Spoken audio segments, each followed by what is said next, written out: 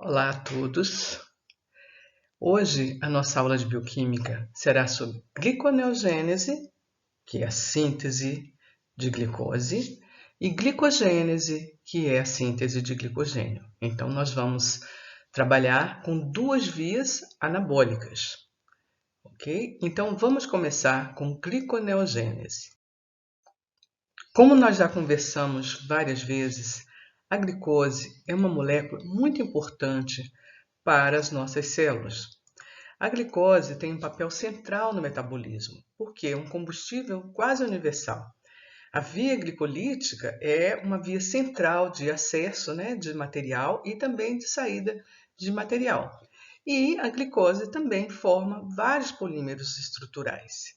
Além disso, existem alguns tecidos em células de mamíferos em que a obtenção de energia se dá basicamente pela degradação de glicose.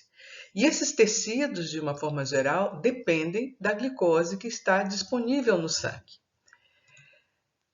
Bem, só para vocês terem uma ideia, o encéfalo requer uma quantidade enorme de glicose por dia, em torno de 120 gramas. E isso é mais ou menos, é mais da metade do estoque de glicogênio que existe no músculo e no fígado. Enfim, e além disso, essa reserva nem sempre é suficiente para atender as demandas entre as refeições, ou no jejum prolongado, ou após o esforço muscular intenso. Quais são, então, as fontes de glicose? Nós temos a fonte exógena, que é a nossa alimentação, e temos a fonte endógena, que são as reservas de glicogênio nas células animais, de amido nas células vegetais e a síntese, que é o que nós vamos ver hoje, a síntese de glicose. Em mamíferos, as reservas principais estão no fígado e no músculo. Qual é a diferença entre esses dois tipos de reserva? A reserva muscular é para uso próprio e a reserva hepática é para manter a glicemia. Então, são duas finalidades diferentes dessas duas reservas nas nossas células. Então, é importante que fique claro que a maioria das nossas células depende da disponibilidade de glicose no sangue. Okay? Por quê? Porque a maioria das células não tem reserva para atender as demandas em situações como jejum, e outras situações também que nós vamos discutir. Então, a maioria das células depende da glicose sanguínea. Então, essa glicose sanguínea, essa glicemia, precisa ser mantida. A gente precisa ter a homeostase glicêmica. Bem, então, vamos trabalhar agora com gliconeogênese. O que acontece no jejum? Então, como é que a glicemia pode ser mantida? Ela pode ser mantida a partir dos reservatórios de glicose, ou seja, da mobilização das reservas, como é o caso, a glicogenólise que nós já vimos, e a gente precisa lembrar que esse reservatório de glicose, o glicogênio que a gente tem, a reserva hepática, em geral, ela não é suficiente para atender as demandas que acontecem no intervalo entre as refeições, por exemplo, ou num jejum mais prolongado.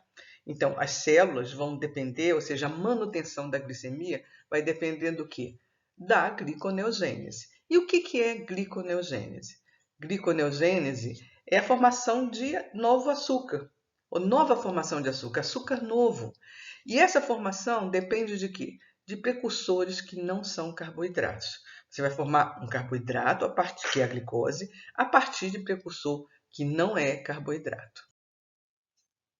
Então, gliconeogênese é a síntese de glicose, essa molécula importantíssima, a partir de moléculas precursoras que não são carboidratos.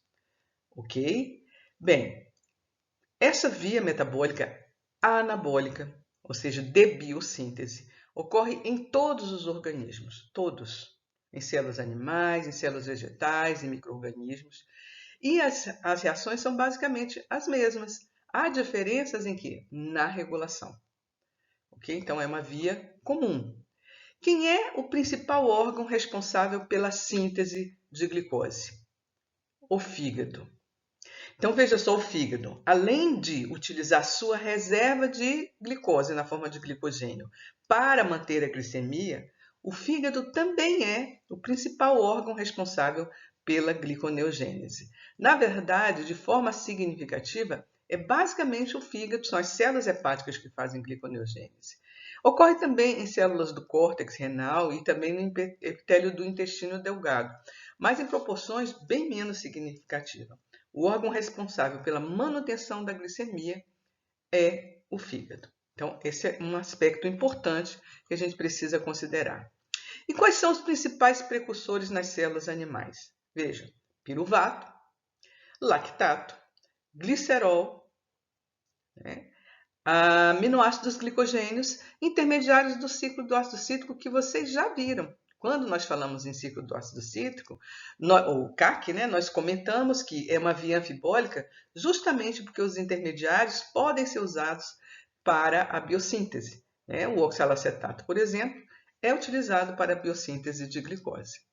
Ok? O que mais que nós podemos dizer sobre a gliconeogênese em relação aos precursores? Existe um aspecto muito importante que a gente precisa considerar. A molécula de acetil-CoA, ela não é um precursor para a gliconeogênese em células animais.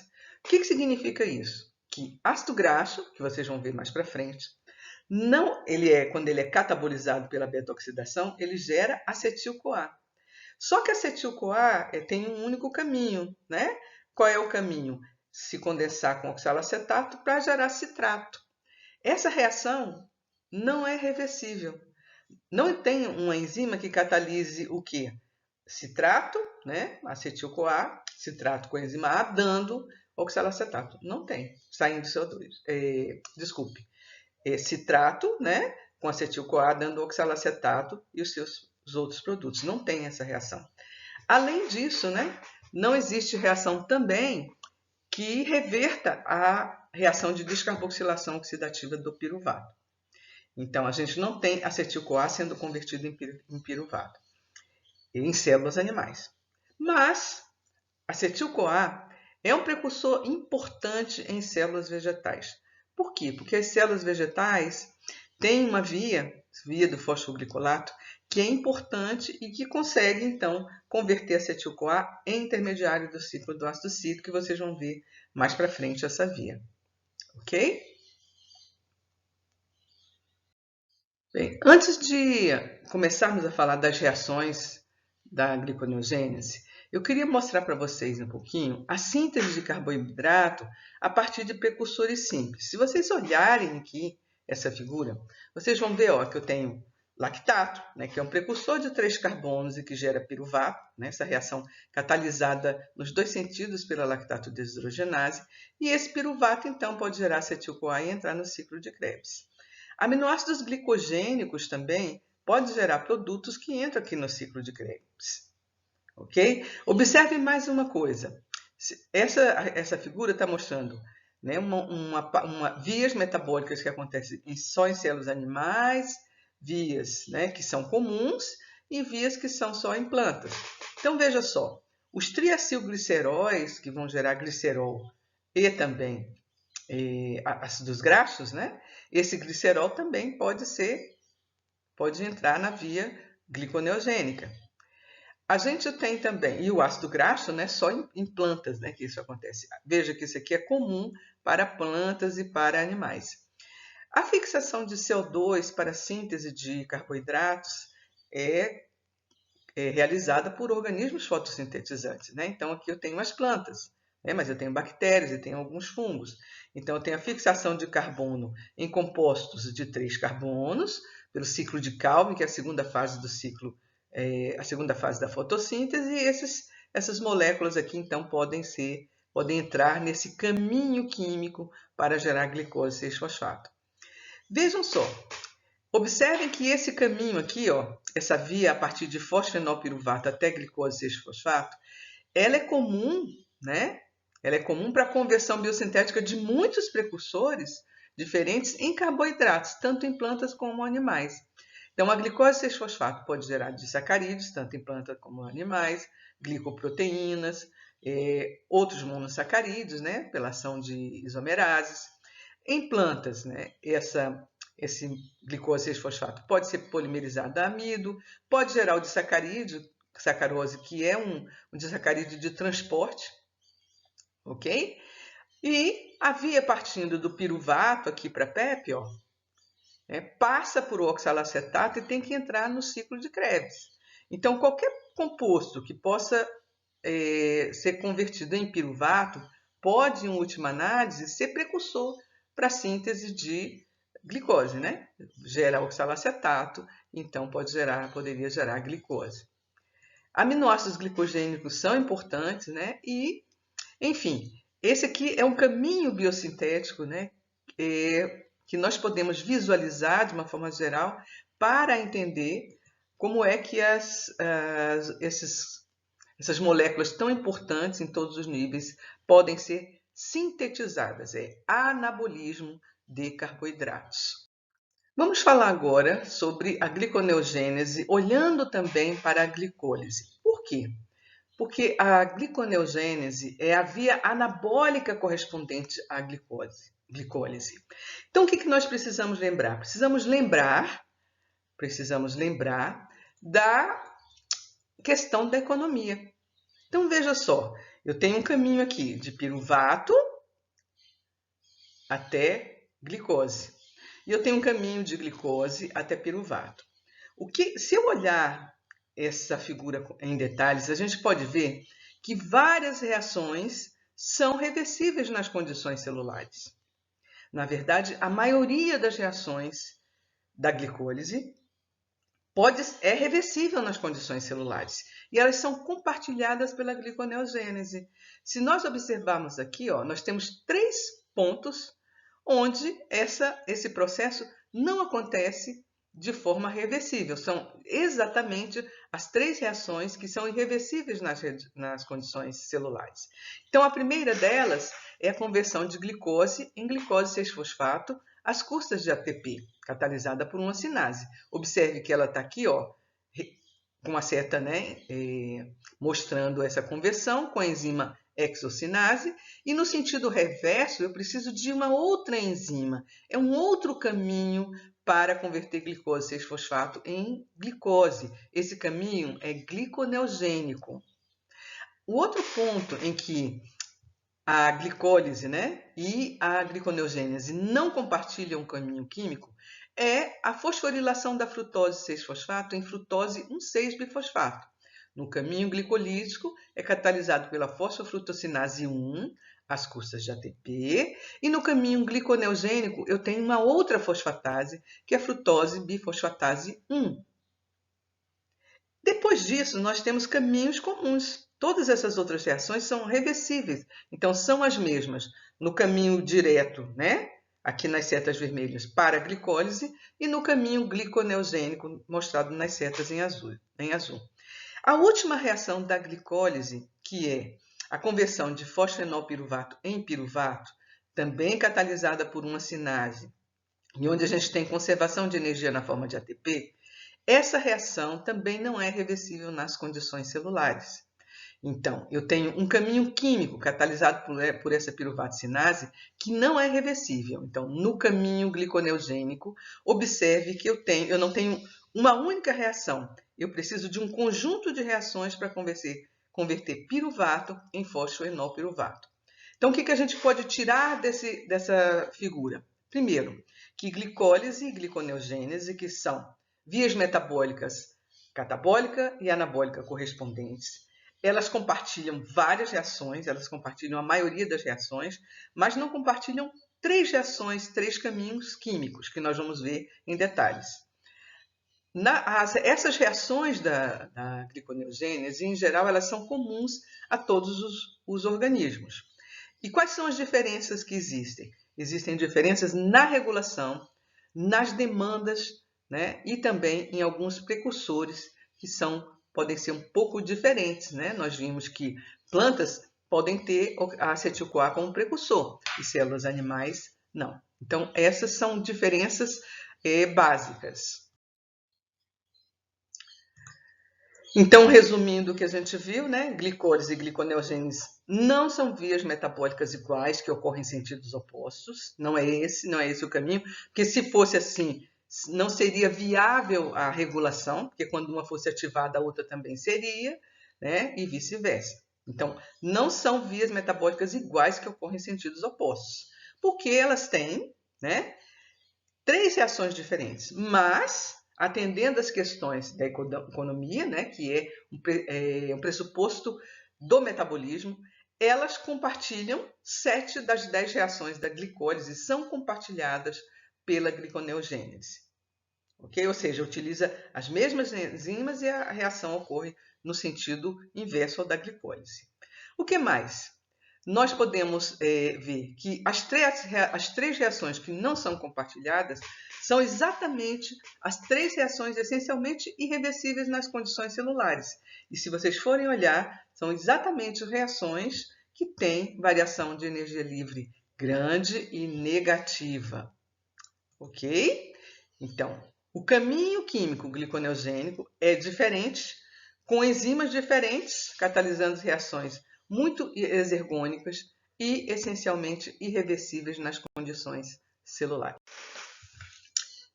Então, glicólise e gliconeogênese são vias essencialmente irreversíveis nas células. Elas são reguladas de forma coordenada e independente. O que significa isso? Quando uma está ativa, a outra não está. Aqui embaixo eu estou mostrando as 3 reações da glicólise que não são reversíveis. São justamente as reações que, para acontecerem no caminho reverso, precisam de outras enzimas. Essas reações são a fosforilação da glicose, catalisada pela hexocinase. Olha o tamanho da variação de energia livre, né? Libera 16,7 kJ/mol. A terceira reação, catalisada pela fosfofrutocinase 1, também uma variação de energia livre grande, né, negativa, e a reação 10, que converte fosfenolpiruvato em piruvato, conservando energia na forma de ATP, 31,4, né, de energia liberada. Então, são sempre variações de energia livre grande e negativa. Eu estou ressaltando isso e agora nós vamos ver as reações que permitem que essas reações aconteçam, permitem que mesmo através de outro caminho, a gente possa chegar a partir de glicose 6-fosfato em glicose, a partir de frutose 6-bifosfato em frutose 6, né? E a partir de piruvato, né? Através de várias reações, gerando fosfenolpiruvato. Vamos então ver essas reações. Bem, as 3 etapas da gliconeogênese que vão permitir que piruvato seja convertido em fosfenolpiruvato, elas em conjunto são chamadas de reações de contorno. E essas reações acontecem, né, por meio de 4 reações e envolvendo 2 compartimentos. A mitocôndria, a matriz mitocondrial e o citossol da célula eucariótica. O que acontece na mitocôndria? Então, vamos ver o que acontece na mitocôndria. O piruvato, que é produto da glicólise, entra na mitocôndria, né? Lembram disso, né? Para ser descarboxilado. Veja só, aqui eu tenho uma reação diferente. O piruvato vai ser carboxilado às custas de ATP, gerando oxalacetato. Olha a enzima, é a piruvato carboxilase mitocondrial, que tem biotina como cofator. Vocês já viram essa reação. Veja só que o produto é quem? Oxalacetato, que é o intermediário do CAC. Essa reação vocês já viram, também uma reação anaplerótica, que faz parte da gliconeogênese e faz parte também das reações anapleróticas que geram produtos, né, intermediários, do ciclo do ácido cítrico. Esse oxalacetato, ainda dentro da mitocôndria, vai receber potencial redutor do NADH matricial e vai gerar quem? Malato. Olha a enzima, malato desidrogenase. Essa reação é uma reação que acontece no ciclo do ácido cítrico, de onde para onde? De malato para oxalacetato. Mas que aqui, para participar da gliconeogênese, o sentido é o inverso. Porque o oxalacetato, vocês vão ver, o malato vai sendo retirado, então, da mitocôndria. Observe o seguinte, essa reação que gera, né, que reduz o oxalacetato em malato, ela é importante por quê? Porque o oxalacetato não tem transportador na membrana mitocondrial interna. Então, ele não pode ser transportado da matriz mitocondrial para o citossol. Então, ele é convertido em malato, e o malato, sim, tem um transportador. Então, na verdade, esse malato está levando o quê? Potencial redutor que estava na matriz mitocondrial, né? Ele está levando para o citossol. Ok? Então, a malatodeshidrogenase atua tanto na gliconeogênese quanto no ciclo de Krebs. Embora aqui, né, nós estamos vendo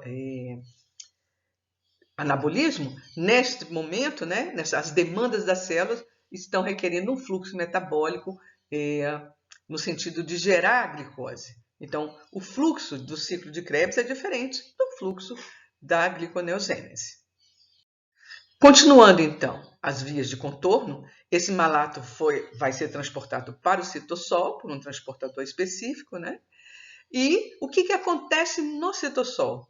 O malato doa o potencial redutor, né, para a coenzima NAD que está no citossol, e esse malato, então, vai ser oxidado ao oxalacetato e o NAD vai ser reduzido a NADH. E aqui eu tenho a malatodeshidrogenase citossólica. Observe que é justamente o reverso do que aconteceu na matriz mitocondrial. Então, na verdade, o malato está transportando o potencial redutor. E você pode perguntar por que o NAD na própria NADH não atravessa, não vai para o citossol. A gente não tem na célula transportador dessas coenzimas de um compartimento para o outro. A gente não tem transportadores nas membranas desses potenciais redutores, dessas coenzimas, seja na forma oxidada, seja na forma reduzida.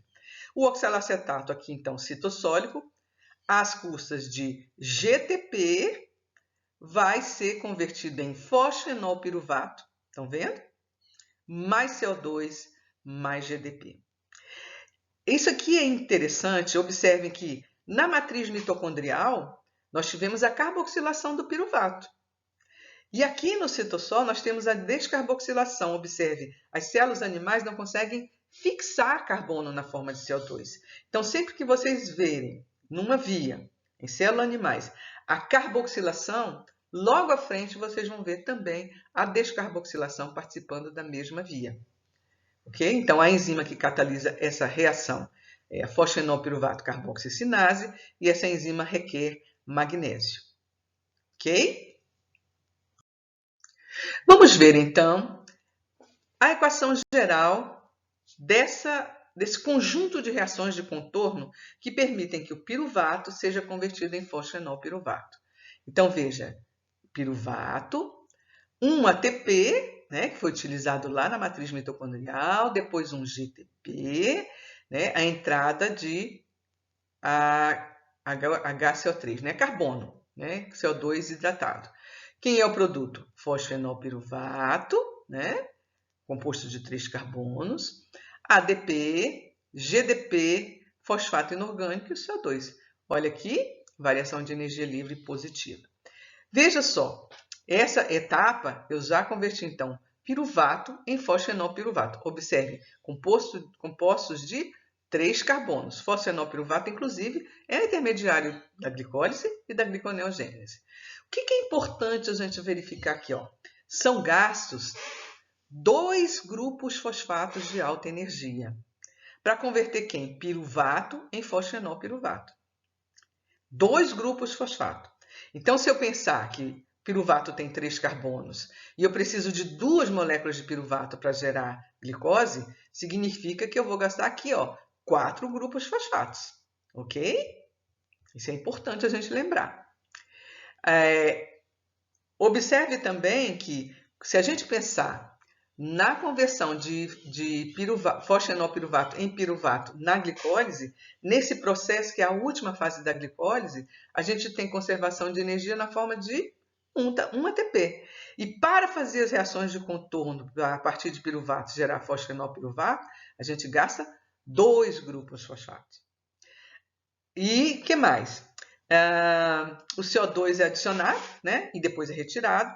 e essa é uma estratégia interessante de carboxilação e descarboxilação, que é muito utilizada para ativar as moléculas. Outra coisa importante da gente considerar aqui é que a variação de energia livre real, tá certo? Ela é negativa e grande, em torno de 25 kJ, em função de quê? Do consumo rápido de fosfenolpiruvato para gerar, então, glicose, tornando a reação, o processo, né, essencialmente irreversível. Bem, vale a pena nós ressaltarmos uma situação em que o lactato é o precursor para a gliconeogênese. Lembrem-se que o lactato pode ser convertido em piruvato, ok? Pela ação da lactato desidrogenase. Esses dois caminhos nas reações de contorno estão sendo mostrados nessa figura aqui. Se o lactato for o precursor, o caminho é um pouco diferente das reações de contorno. Veja aqui, lactato sendo convertido em piruvato. Nesse processo, o lactato transfere potencial redutor para NAD+, que vai ser reduzido a NADH, gerando piruvato. Olha aqui, no citossol da célula. O piruvato entra na mitocôndria, é carboxilado, às custas de ATP e pela ação da carboxilase, ok? Gerando quem? Oxalacetato. O oxalacetato, às custas de outra molécula de alta energia, de um GTP, ele vai ser descarboxilado e vai gerar fosfenolpiruvato, e o fosfenolpiruvato sai da mitocôndria e vai para o citossol. Qual é a diferença entre esses dois caminhos? Se vocês observarem aqui, neste caminho, a gente tem o oxalacetato gerando o malato e o malato sai da mitocôndria. Observe que quando o malato sai, ele sai levando potencial redutor, levando hidrogênios que estavam aqui na mitocôndria. E aqui no citossol ele é, então, reoxidado, gerando, liberando potencial redutor para NAD, que vai ser então reduzido. Observe que se o precursor for lactato, nós já temos aqui, a geração de potencial redutor no citossol. Então, o caminho é esse outro aqui, O fosfenolpiruvato sai da mitocôndria através do seu transportador. E quais são as fontes de lactato? Uma fonte muito importante é a glicólise anaeróbica ou fermentação láctica, que acontece nos eritrócitos e que nós já conversamos sobre isso. Uma outra fonte é o lactato gerado durante o esforço muscular intenso, pelas células musculares. Então, esse caminho aqui é importante, mas observe o número de ATPs, a quantidade de ATP que é de grupos fosfato, que é usada, é a mesma, tá bom? Então, eu tenho também aqui a entrada de GTP, tá bom? Ok? Mas é um caminho bastante interessante. Então, a estratégia aqui é justamente, aqui eu tenho a estratégia para levar potencial redutor da matriz mitocondrial para o citossol e aqui isso é desnecessário. E aí você pergunta, mas por que esse potencial redutor? Porque esse NADH no citossol é requerido para as reações da gliconeogênese, certo? Justamente quando tenho, a conversão em gliceraldeído 3-fosfato, que vocês viram a reação reversa da glicólise. Vamos para frente. Bem, então nós já temos fosfenolpiruvato. Fosfenolpiruvato vai seguindo o caminho gliconeogênico até frutose 1,6-bifosfato. Esta reação, que no sentido glicolítico acontece de frutose 6-fosfato para frutose 1,6-bifosfato, é irreversível. E eu estou agora, a célula agora tem frutose 1,6-bifosfato. Essa frutose 1,6-bifosfato, então, vai ser convertida em frutose 6-fosfato por uma reação catalisada por uma bifosfatase. A bifosfatase 1 é uma enzima que requer magnésio como cofator e a variação de energia livre aqui, grande e negativa. Então, eu tenho a saída do grupo fosfato que aparece aqui como um fosfato inorgânico livre. Essa reação, então, é essencialmente irreversível, promove a hidrólise do grupo fosfato do carbono 1, da frutose 1,6-bifosfato, que então é liberado como fosfato inorgânico. Essa enzima, que tem um número, frutose bifosfatase 1, esse número implica dizer, essa nomenclatura, indica que tem uma enzima similar que gera quem? Frutose bifosfatase, que é a bifosfatase 2, que vai gerar um produto diferente. Essa frutose bifosfatase, ela atua na regulação do metabolismo de carboidratos. Nós vamos ter oportunidade para frente de conversar sobre esse assunto, que é bem interessante, ok? A terceira reação da gliconeogênese, que não é o inverso da glicólise, é a conversão de glicose 6-fosfato em glicose. É a defosforilação da glicose. Essa reação é muito importante. Observe que essa reação, catalisada pela glicose 6-fosfatase, ela hidrolisa o grupo fosfato do carbono 6 da glicose, gerando glicose livre e fosfato inorgânico. Também variação de energia livre grande e negativa. Então, é uma reação essencialmente irreversível. Quando ocorre a retirada do grupo fosfato da molécula de glicose, a saída da molécula de glicose da célula é facilitada, certo? E isso é importante. Quando a glicose sai da célula, ela não vai poder ser catabolizada. Então, na verdade, você viabiliza a saída dessa molécula. O que acontece? Essa enzima glicose 6-fosfatase, ela existe basicamente nos hepatócitos. Existe também em células renais, né? E no epitélio de células do intestino delgado. Mas veja, principalmente nos hepatócitos. Agora veja, essa glicose 6-fosfatase, ela não está livre no citossol das células hepáticas. Ela está compartimentalizada, ok? Ela está no lúmen, ela está inserida, né, na membrana do retículo endoplasmático, e o sítio ativo está voltado para o lúmen do retículo endoplasmático. Então, essa enzima não está presente nas células do músculo esquelético. Por isso que o músculo esquelético não pode disponibilizar a glicose dele, que está polimerizada como glicogênio, para a manutenção da glicemia. Então, o músculo usa a glicose armazenada como seu glicogênio para o trabalho mecânico, para a contração muscular. Enquanto que a reserva de glicogênio hepática, ela pode ser disponibilizada para o sangue na medida que existe essa enzima aqui, glicose 6-fosfatase. Ok? Então, o músculo não contribui para a manutenção da glicemia. Vamos falar então um pouquinho sobre essa glicose 6-fosfatase? Né? Vamos ver como é que é a atuação dela. Essa figura, que é uma figura do Leininger, ela mostra então uma célula hepática e está mostrando aqui o retículo endoplasmático. Aqui, ó, a gente tem a luz ou lúmen do retículo endoplasmático. E aqui é o citossol da célula. Observe aqui o seguinte, o que eu tenho aqui na membrana do retículo endoplasmático? Aqui nós temos a glicose 6-fosfatase. E o sítio ativo dessa enzima, que é o que vai, onde o substrato vai se inserir para ser convertido em produto, está voltado para a luz do retículo endoplasmático, para o lúmen.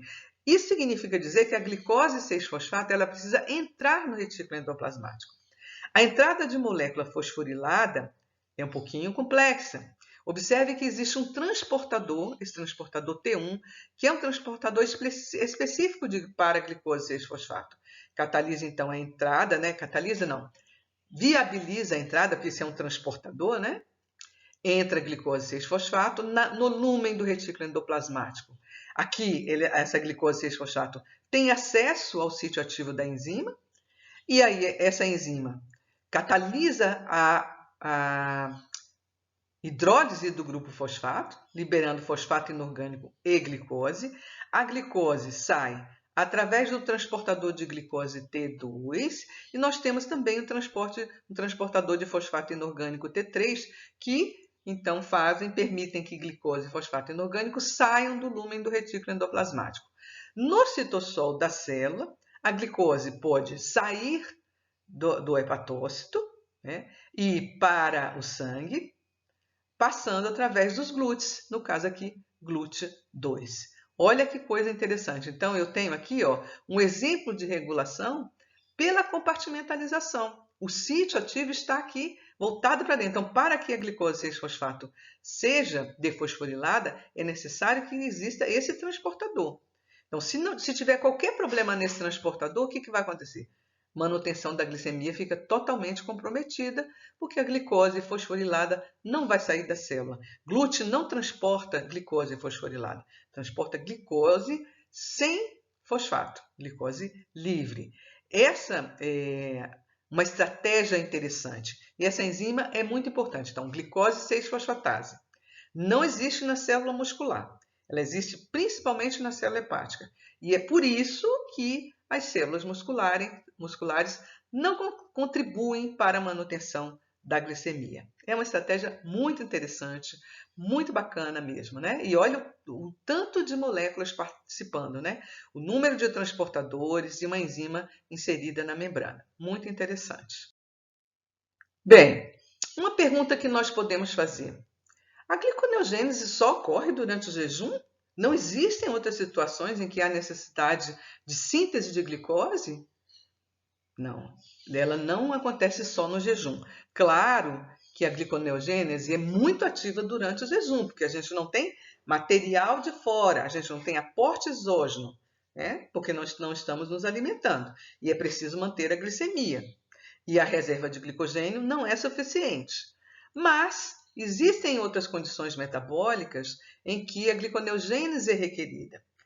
E uma delas eu vou realçar aqui, que é após o esforço muscular intenso. Então, exercícios físicos que podem levar o músculo à hipóxia.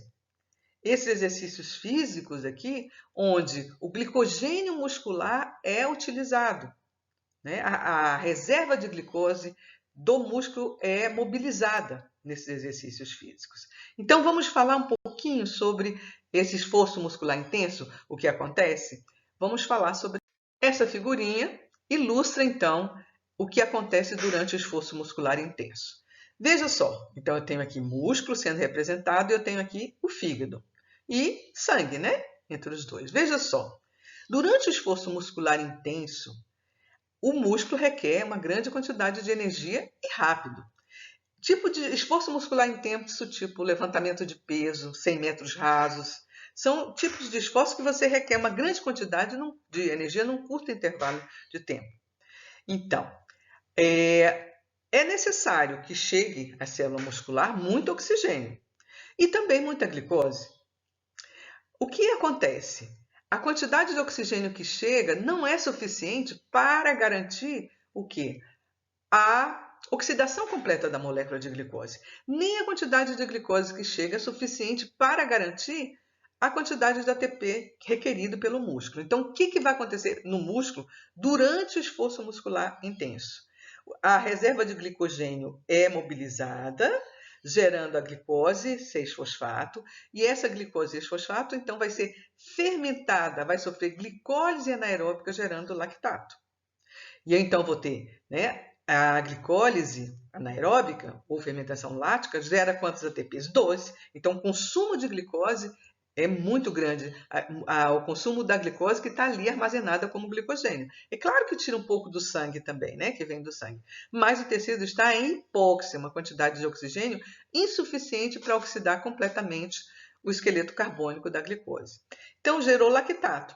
Após o esforço muscular intenso, o que acontece? O lactato que foi gerado pela fermentação láctea ou glicólise anaeróbica no músculo vai para o sangue. Do sangue vai para onde? Para o fígado. O que o fígado faz? O fígado vai pegar esse lactato e usar como precursor para a síntese de glicose. Num processo que requer ATP. Vocês viram que a gliconeogênese é um processo que gasta energia. Nós vamos falar um pouquinho mais sobre isso. Mas veja só, essa situação aqui, ela é interessante. Veja só, foi gasto o glicogênio muscular. Essa reserva de glicogênio muscular precisa ser reposta. Então, eu tenho o lactato, vai ser usado como precursor para a síntese de glicose, com gasto de energia, claro, né? Via anabólica. A glicose sai do músculo, sai do fígado, vai para o sangue, e lá no músculo, né? Essa glicose, então, vai ser polimerizada como glicogênio pela glicogênese. Então, eu tenho um conjunto de vias que são ativadas durante o esforço muscular intenso, que são a glicogenólise e a glicólise anaeróbica. E após o esforço muscular intenso, eu tenho a gliconeogênese hepática, e a glicogênese muscular. Observe o seguinte, após o esforço muscular intenso, em geral a pessoa fica ofegante, né? Uma respiração intensa. Essa quantidade de oxigênio, né, que o que ocorre nessa respiração intensa, a gente chama de débito de O2, que é a quantidade de oxigênio requerida para oxidar uma parte do piruvato que é gerado aqui a partir do lactato. O lactato dá piruvato, lembram? A gente acabou de ver isso pela gliconeogênese que nós estudamos. Então, uma parte desse piruvato vai ser oxidado gerando ATP para sustentar essa gliconeogênese aqui. Então, veja, o que nós temos, enfim, neste processo? Durante o esforço vigoroso, as células musculares vão realizar a glicogenólise, né? Vai ocorrer a glicólise anaeróbica e gera 2-ATP por fãs. Lembram que é um processo de conservação de energia que não requer oxigênio. Depois do exercício físico, a gente tem o lactato, né, do músculo, vai para o sangue, para o fígado. No fígado, que é responsável pela gliconeogênese, esse lactato então vai ser convertido em glicose. A glicose então sai do músculo, vai para o sangue e lá é convertida em glicogênio pela glicogênese, repondo a reserva muscular. Isso é muito importante, a reposição da reserva, porque se você utilizar e não fizer a reposição, quando você precisar de novo, não tem. Ok? Então, sempre que tiver um processo onde a reserva é utilizada, né, quando você tiver uma situação um pouco diferente, tiver acesso de material exógeno ou houver a possibilidade de síntese, ocorre a reposição das reservas. É super importante. Então, a gente pode dizer que a síntese de glicogênio, né, a síntese de glicose, ocorre também para a reposição das reservas. Então, vamos fazer uma análise geral da gliconeogênese, né, que foi mais simples. Por quê? Porque vocês já estudaram glicólise, então ficou fácil, nós tivemos que olhar principalmente 3 reações. A equação geral, observem que eu tenho que dobrar, né, colocar em dobro tudo que a gente viu anteriormente.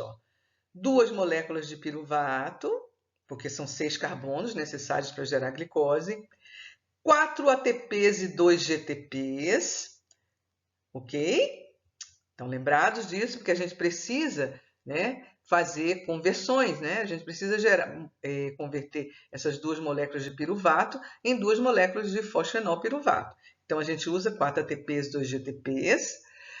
2 NADHs, lembrem que são necessários, né, NADHs para gerar gliceraldeído 3-fosfato, vão lá na via glicolítica e dão uma olhadinha na reação reversa.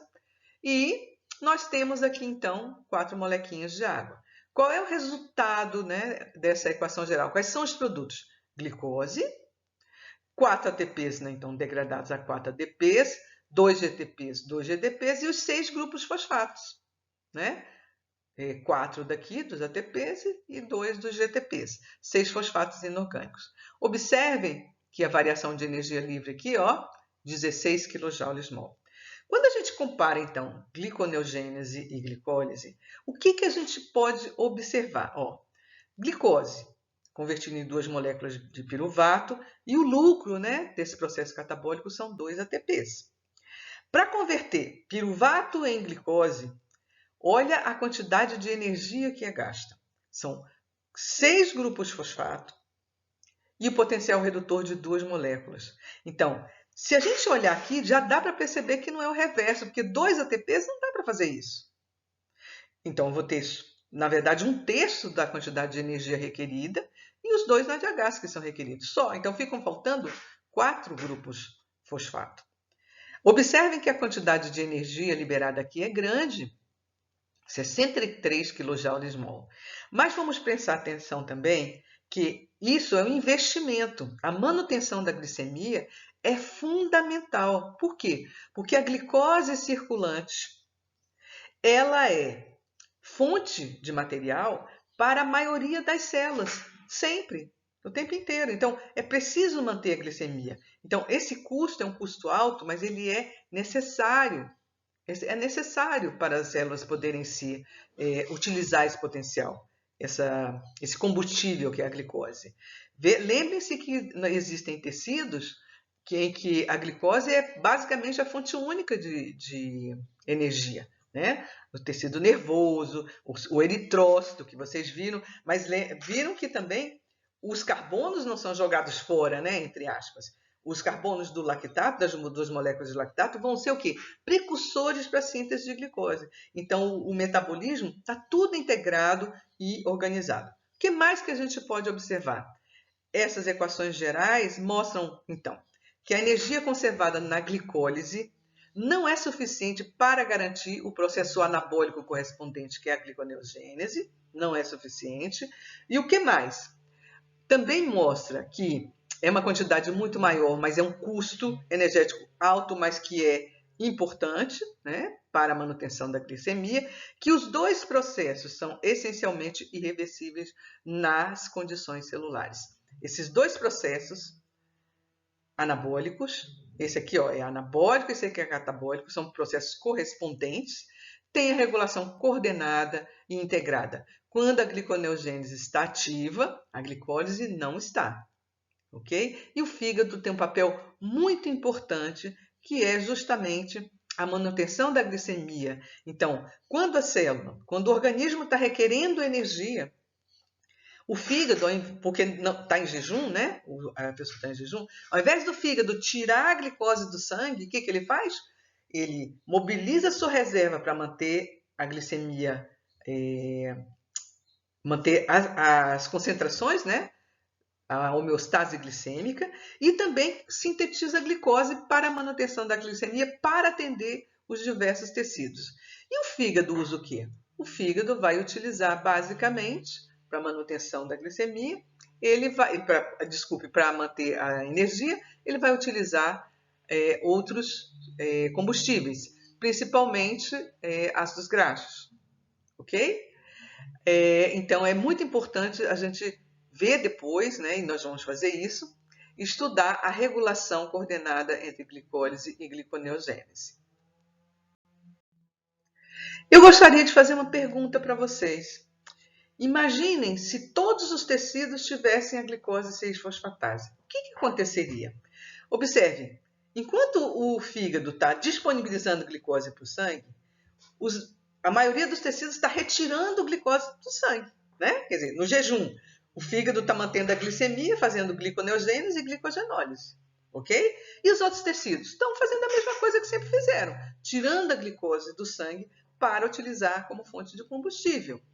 Imagine se todos os tecidos tivessem essa glicose 6-fosfatase. O que vocês acham que iria acontecer? Veja, fazendo um desdobramento dessa situação e vamos então raciocinar em cima dessa hipótese, né? Que isso não acontece. Imagine, essa enzima catalisa a hidrólise do grupo fosfato, da glicose 6-fosfato.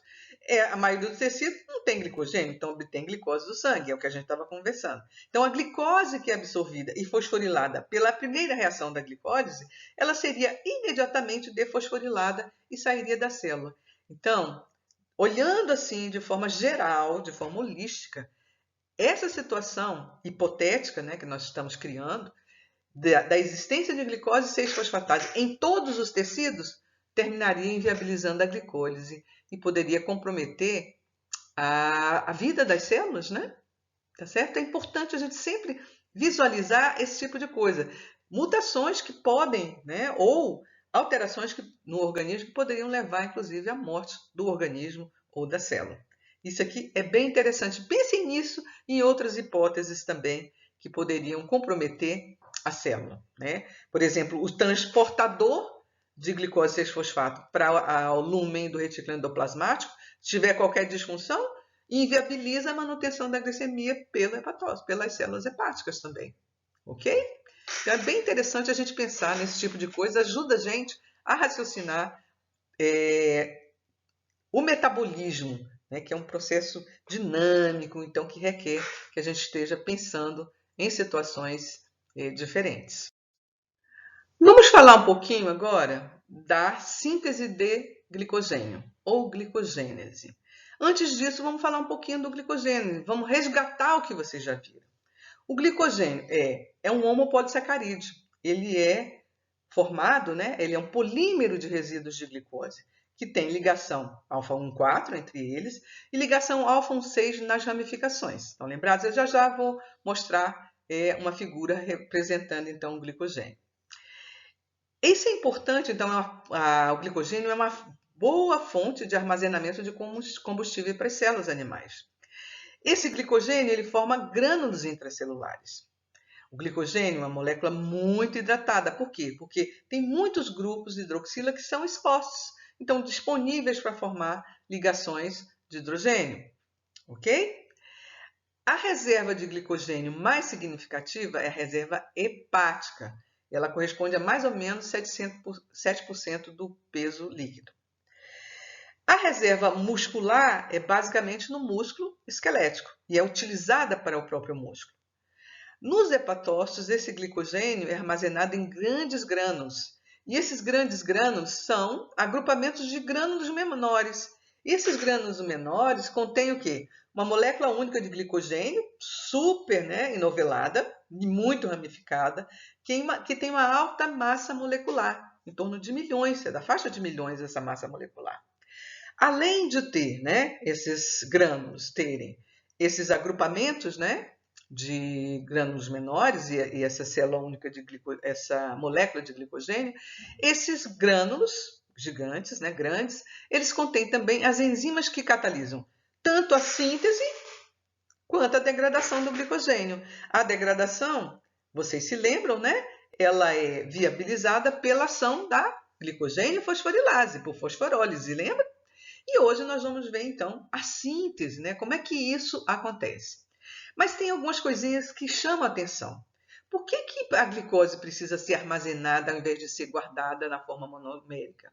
Veja só, se ela fosse guardada dentro da célula na forma monomérica, certamente comprometeria a osmolaridade da célula, ficaria muito alta. Se a gente pensar no glicogênio, a concentração de glicose armazenada como glicogênio é da ordem de 0,4 molar. A quantidade de glicose é dessa ordem, 0,4 molar. E quanto que é em termos da molécula de glicogênio? 0,01 micromolar. Então, é muito menos em termos de concentração. Então, não compromete de jeito nenhum essa osmolaridade. Se o citossol tivesse 0,4 molar de glicose, a coisa ficaria muito complicada, porque nós teríamos uma entrada osmótica de água para dentro da célula. E isso comprometeria a integridade da membrana da célula. Haveria uma ruptura da célula. Além disso, a absorção de glicose, quando a gente pensa no sangue, que tem uma quantidade, a manutenção da quantidade em torno de 5 milimolar, imagina se a célula tem 0,4 molar. Veja, a quantidade de glicose externa à célula é da ordem de 5 milimolar e dentro está 0,4 molar. Imagine a quantidade de energia requerida para transportar a glicose externa à célula para dentro da célula. Então, tudo isso seria comprometido. Então, veja, guardar na forma de polímero é uma estratégia muito importante, que evita, na verdade, essa diferença inviabilizaria certamente a célula, seria inviável a quantidade de energia requerida e viabiliza a integridade da célula, etc. Então, veja, todas essas coisas são importantes. Então, a reserva de glicogênio é importante. Se a gente usa a reserva, tem que repor. E essa reserva é utilizada, como todos os tipos de reserva que a gente possa imaginar, são utilizados em situações emergenciais, situações que realmente há necessidade de utilizar essa reserva. Então, essa figura é para ilustrar a molécula de glicogênio e também as amido, que elas são muito parecidas, sendo que você tem o glicogênio um pouquinho mais ramificado. Eu coloquei essa imagem para a gente lembrar da questão da extremidade não redutora. A extremidade redutora é a extremidade onde se localiza o carbono anomérico, lembram? Quem é o carbono anomérico? É aquele que não era quiral na forma aberta, nos grupos aldeído e cetona, e ele se torna quiral quando a molécula fecha o anel. Então, seriam esses aqui que estão envolvidos na ligação alfa-1,4. Então, a extremidade redutora, né, não existe mais. Ela está aqui integrando uma ligação alfa-4. Então, eu tenho aqui a extremidade não redutora, que é nesse carbono não numérico, aqui é o carbono 4. Foi para a gente ver isso. Aqui a gente tem a região linear, né? A região linear, que as ligações alfa 4, né? Carbono 1 com carbono 4 do outro resíduo. E nos pontos de ramificação, nós temos a ligação alfa 6, né? O carbono 6 de um resíduo com o carbono, né, 1 de outro resíduo de glicose. Ok? Então, são esses tipos de ligação, né, que precisam ser formadas para sintetizarmos glicogênio. Ligações alfa 4 e nos pontos de ramificação, ligação alfa 6. Eu coloquei essa imagem, né, mostrando um nucleotídeo de açúcar. Por quê? Porque muitas reações de polimerização de exoses envolvem o que a gente chama de nucleotídeos de açúcar, que são compostos onde você tem, né, o carbono anomérico do açúcar é ativado pela ligação de um nucleotídeo, ok? Pela ligação de um nucleotídeo. Estão vendo aqui, ó, açúcar fosfato, né? E eu tenho a ligação de um nucleotídeo. E aqui, então, eu tenho um nucleotídeo açúcar. Esses nucleotídeos açúcares, eles participam, então, de muitas reações de polimerização e outros tipos de reação. Formação de sacarídeos, né? Na formação do glicogênio, do amido, da celulose e outros polímeros mais complexos. Então, esses nucleotídeos de açúcar são intermediários importantes, chave, em várias reações, inclusive, por exemplo, na síntese de vitamina C, se vocês forem olhar, né, e outras vitaminas. Então, é muito importante porque neste processo de formação desse nucleotídeo de açúcar, ou nucleotídeo açúcar, é liberado o pirofosfato inorgânico, PPI. Estão vendo aqui? Esse PPI, ele é muito instável e rapidinho, né? Ele vai ser hidrolisado, vai ser convertido em 2 moléculas de fosfato inorgânico. Então, esse produto imediato da geração do nucleotídeo de açúcar, ele é rapidamente hidrolisado e isso garante, né, a liberação de uma grande quantidade de energia da ordem de 19 kJ. Então, isso aqui, ó, essa reação aqui, né, que acontece, né, após a formação do pirofosfato inorgânico, ela é responsável, ela dirige esse processo e a formação desse nucleotídeo açúcar. Então, o papel desses nucleotídeos açúcar foi descoberto algum tempo atrás, muito tempo atrás, 1950 e alguma coisa, por um argentino, Luiz Leloir, se não me engano, né? E muito importante essa hidrólise do PPI, porque ela impulsiona a reação para frente. Então, por isso que eu coloquei isso, só para vocês darem uma olhadinha, né? Aqui é o nucleotídeo açúcar, então você tem o açúcar ligado, então, a um difosfato, né? Ok? Então, vamos em frente, vamos ver agora a síntese de glicogênio. Como é que ela ocorre? Assim, de uma forma bem geral, nós vamos ver essa síntese. Vamos em frente, então. Então, vamos lá. Vamos ver. O que a gente vai ver? Como a glicose é polimerizada para formar o glicogênio, para alongar as ramificações do glicogênio. Observe que eu tenho aqui, ó, o DP-glicose. Estão vendo aqui? Isso aqui é o DP-glicose. Uracila, fosfato, aqui a glicose aqui em vermelho. Então, eu tenho o DP-glicose, é o doador imediato de resíduos de glicose. E aqui eu tenho uma extremidade não redutora da cadeia do glicogênio, com N resíduos, N maior do que 4. Tá? O que acontece aqui? Ó? Então, eu tenho a transferência, né? A doação desse resíduo de glicose pela UDP-glicose. Quem é a enzima que catalisa esse processo? É a glicogênio sintase que vocês estão vendo aqui. Estão vendo? Então, essa glicogênio sintase vai catalisar a transferência desse resíduo de glicose da UDP-glicose para a extremidade não redutora de uma ramificação do glicogênio. Olha aqui a extremidade, né, não redutora do glicogênio adicionada ou alongada de um resíduo de glicose. Veja, esta enzima, ela tem uma regulação fina também, da mesma forma que a glicogênio fosforilase, essa enzima glicogênio sintase é regulada também de forma bastante fina e mais ou menos pelos mesmos mecanismos da fosforilação, da regulação da fosforilase do glicogênio. Isso é importante, esta via é importante. Quem é que é o iniciador desse processo todo?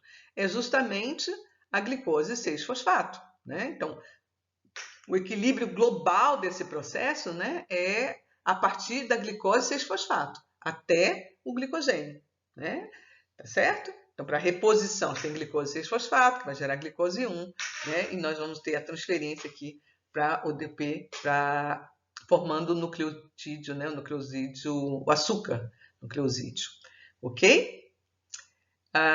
Que mais que nós podemos dizer? Acontece que essa glicogênio sintase, ela adiciona resíduos de glicose à extremidade redutora, fazendo ligações alfa 1,4. Alfa 1,4. E o glicogênio tem também ligações alfa 6 nas ramificações. Só que a glicogênio sintase não faz isso. O que acontece? É necessária a ação de uma outra enzima, que a gente chama de enzima de ramificação. Ela tem um nome grande, né? É uma transglicosilase, né? Ou glicosiltransferase. Mas lembram que também na glicogenólise a gente precisa de uma enzima ramificadora? Então aqui, né, desramificadora, aqui nós precisamos de uma enzima ramificadora, que é essa enzima de ramificação que nós vamos ver na próxima figura, na próxima imagem. Mas é super importante, porque a glicogênio sintase não adiciona, não faz ramificação. Ela faz ligação alfa 1,6. Então vamos ver como é que essa enzima de ramificação, como é que ela atua, como é que ela forma. Ela precisa formar ligações alfa 1,6. Confere? Então vamos lá. Então vamos falar um pouquinho dessa enzima de ramificação do glicogênio que está representada aqui. Veja aqui, nós temos uma região de ramificação, um núcleo de glicogênio, e eu tenho aqui 2, 4, 6, 8, 10, 11. Tem que ter pelo menos 11 resíduos. Observe que eu tenho alguns resíduos aqui em outra cor. Essa enzima de ramificação, ela vai fazer a transferência de um fragmento terminal entre 6 a 7 resíduos, aqui nós estamos mostrando de 7 resíduos, para uma outra ramificação do glicogênio que contenha, um número X de resíduos de glicose. Então, ela transfere um fragmento terminal de 6 a 7 resíduos da extremidade não redutora, contendo pelo menos 11 resíduos, nós contamos aqui, né, para uma posição mais interna do glicogênio. Aqui, para uma posição mais interna. E onde? Fazendo a ligação alfa 6, tá certo? E gerando uma ramificação. Então, ela liga, né, esse conjunto aqui ao ponto, né, a uma região mais interna, a posição mais interna da mesma molécula, da mesma estrutura linear, da mesma região, ou em outra, gerando o quê? Uma nova ramificação aqui com essa ligação alfa 1,6.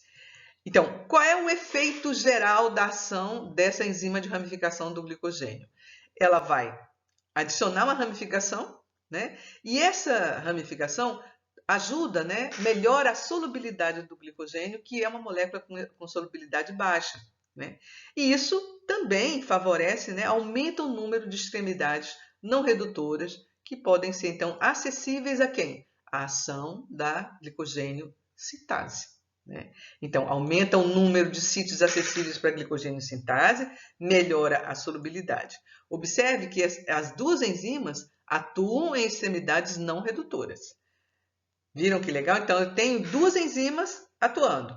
A sintase do glicogênio ou glicogênio sintase, que vai adicionando resíduos de glicose que estão unidos, né, a UDP. Então, UDP glicose é importante. Ela para, né, num determinado momento, porque é necessário a adição, né? Para formar o glicogênio, você tem esses pontos de ramificação. Então, você tem a enzima de ramificação atuando, ajudando, então, a formar pontos de ramificação e ajudar na ação dessa enzima, que também é grande e pode ter também dificuldades em acessar esse núcleo de glicogênio. Ok? Olha que bacana. Então, nós temos essas duas. A regulação dessa glicogênio sintase é uma regulação muito fina, variações pequenas são percebidas, né? E alterações, porque você está falando da formação de uma reserva ou da reposição de uma reserva que foi usada. Então, eu vou falar de uma forma geral para vocês. Essa enzima, essa glicogênio sintase, ela também existe em duas formas, como existe a fosforilase do glicogênio. Qual é a diferença? A glicogênio sintase, a forma ativa é a forma não fosforilada. Então, ela também é regulada por modificação covalente. Veja só, são vários hormônios que vão atuar. Observe aqui o seguinte: se eu tenho a insulina liberada, significa o quê? Significa que eu tenho disponibilidade de glicose no sangue? É isso? Então, eu vou sintetizar, né? Posso sintetizar? Então, ela vai inibir, o resultado global da ação da insulina é inibir essa enzima? Não. Converter, então, a forma da glicogênio sintase, isso mesmo, da forma ativa para a forma menos ativa? Não, na verdade, a insulina aqui, ó, se vocês olharem, ela está inibindo esse processo aqui, ó, tá vendo? Da GSK. E eu tenho, né, vários hormônios atuando, ó, glucagon, né, que está inibindo esse processo aqui, ó. Glucagon é liberado quando? Quando há necessidade de glicose sanguínea? Sim. Então, veja só, a enzima precisa estar ativa ou inativa? Não, inativa. Então, está inibindo esse processo de conversão, né? Tá certo? Então, é importante que essa enzima esteja em qual forma?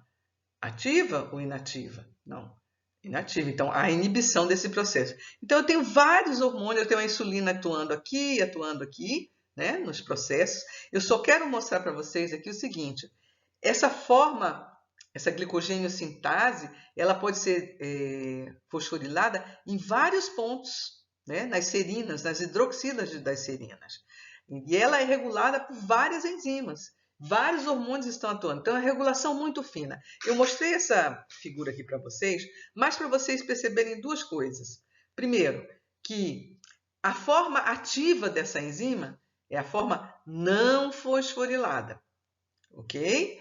E que há uma regulação pela ação de hormônios, ok? Esses são hormônios hidrofílicos, eles não entram na célula, mas eles disparam processos que vão gerar modificações na enzima, no caso, modificações covalentes. Então, eu tenho a ligação covalente de grupos de fosfato, convertendo a forma ativa na forma menos ativa, ok? Ou a forma da glicogênio sintase B, que é inativa.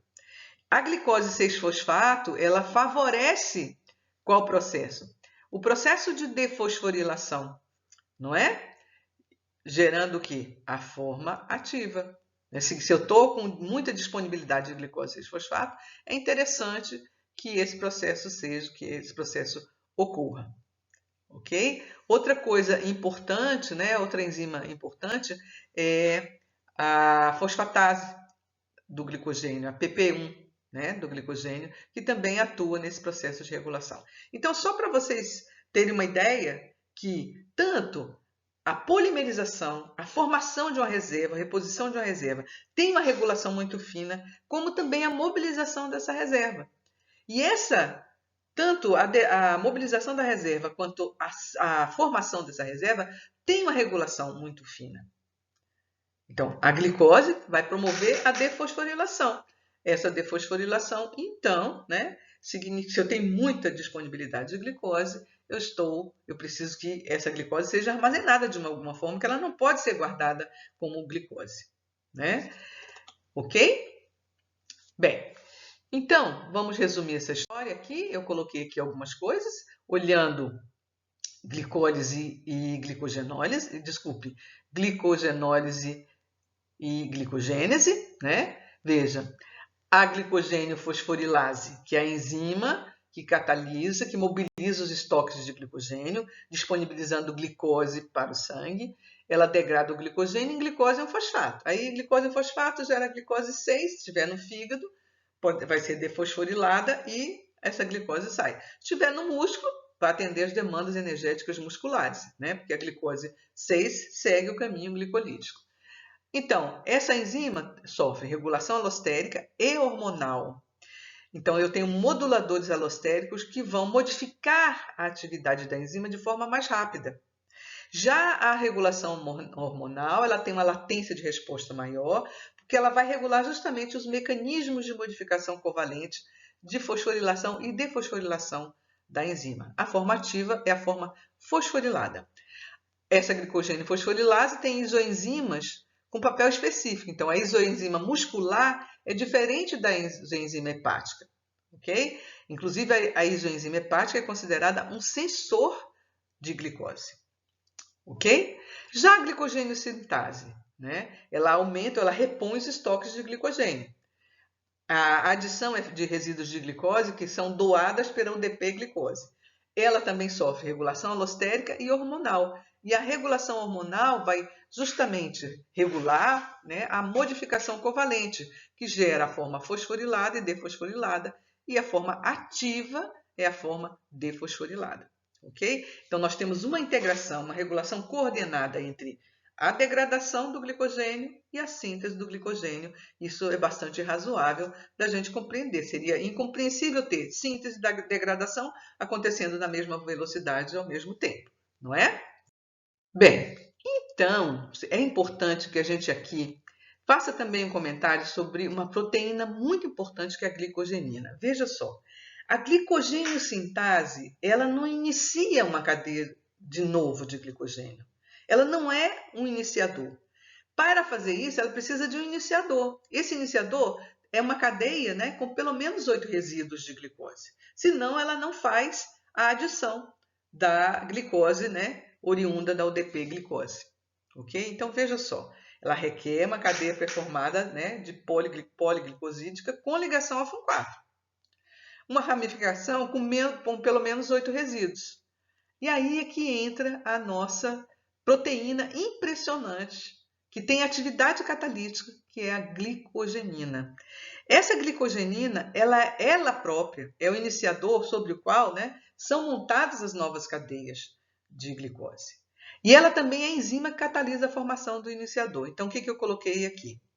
As novas partículas de glicogênio são iniciadas por meio da ação autocatalítica de uma ligação glicosídica entre glicose, da UDP-glicose, e um resíduo de tirosina desta proteína, que é a glicogenina. Depois disso, são adicionados vários resíduos, né, formando um iniciador que tem que ter o quê? Pelo menos 8 resíduos. Ok? Então, veja só, essa glicogenina é muito importante para gerar novas moléculas de glicose, novas cadeias de glicogênio. Vamos ver um pouquinho dessa enzima? Não vamos ver regulação, porque ela é bastante complexa, mas nós vamos ver algumas coisinhas que são importantes a gente ter em mente. Ok? Então, vamos lá. Então, aqui está mostrando justamente essa glicogenina, como é que ela atua, que eu acabei de explicar para vocês. Então, tem a UDP-glicose entrando, e observe que ela se liga, aqui a glicogenina atuando aqui. Estão vendo? Ela se liga ao resíduo de tirosina, que é a tirosina, e aí nós vamos ter atividade, então, de extensão da cadeia, né? Isso acontece em torno de 6 vezes, gerando, então, o iniciador com 8 resíduos, né? Aqui é mostrando uma cadeia, né? Cada cadeia de 12 a 4 resíduos de glicose sendo formada aqui, mostrando aqui, ó, glicogenina e algumas cadeias. Então, o papel dessa glicogenina como iniciador é muito importante para mantermos, então, os nossos estoques de glicogênio. O glicogênio é fundamental, né? Disfunções dessas enzimas causam doenças muito sérias. Existem tabelas mostrando patologias que estão relacionadas com problemas tanto na mobilização da reserva de glicogênio, como também na formação dessa reserva de glicogênio. ok? Então, a glicogenina é importante. Se vocês quiserem, né, ter detalhes dessa proteína, é interessante que vocês deem uma olhadinha, façam a leitura. Tem vários trabalhos mostrando o papel dessa proteína que tem atividade catalítica e que atua também como iniciador de uma nova cadeia de glicogênio, ok? Então, finalizamos. O que nós vimos foram dois processos anabólicos, né? Gliconeogênese, essencial para a manutenção da glicemia, e a síntese da reserva de glicose na forma de glicogênio em células animais. Observe que nós vimos para glicogênio. Nas plantas, há a síntese de amido, né, que segue mais ou menos esse caminho que é seguido para formar o glicogênio. Então, é isso, né? É basicamente isso, e vocês podem se aprofundar nesse conteúdo, que é muito interessante, é super importante. Vocês, por exemplo, podem buscar qual é a relação que existe entre gliconeogênese e o consumo de álcool. Isso é uma coisa interessante. O consumo de álcool em jejum, ele pode comprometer a gliconeogênese. É uma coisa que vocês podem buscar, que é bem interessante e tem na maioria dos livros. Então, muito obrigada e até a nossa próxima aula.